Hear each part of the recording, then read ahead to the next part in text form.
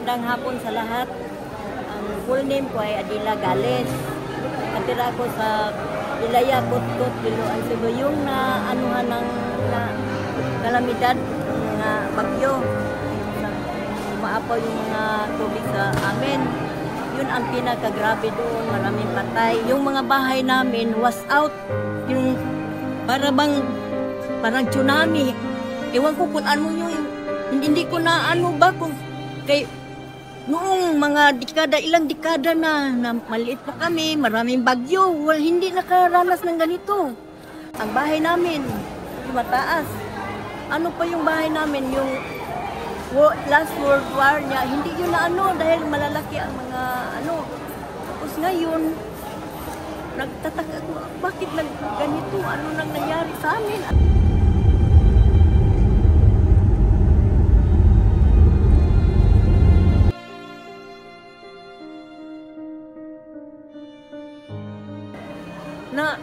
Natawa kami na mayroong PBA, yung mga mga idol daw nila.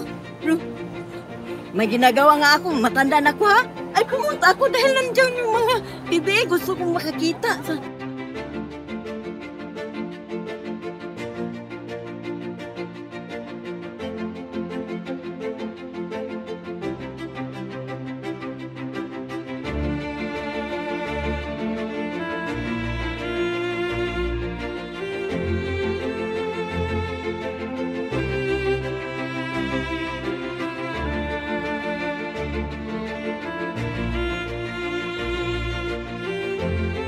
Pugoy, taga Talisay Pugo.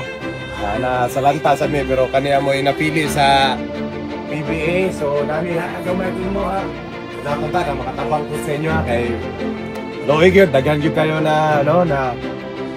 Pero mo nagingon, life is unfair daw no, pero una-una na to pirme na ang Ginoo.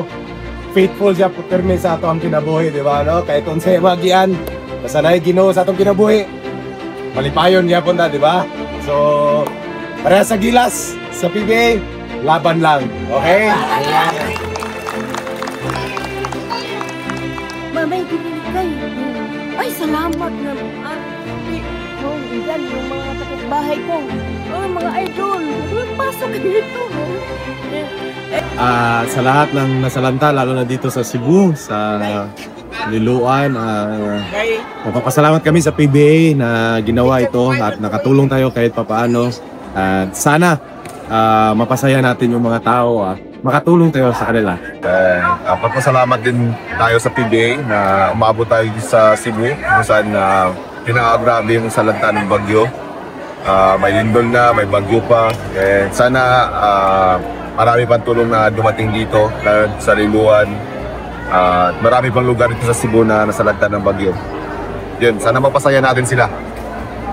Papasalamat ako sa bumubuo sa PBA, sa mga ayuda na binigay nila, sa lahat ng bumigay ng mga ayuda sa amin sa Barangay Kutkot. Nagpapasalamat kami, lalo na sa PBA.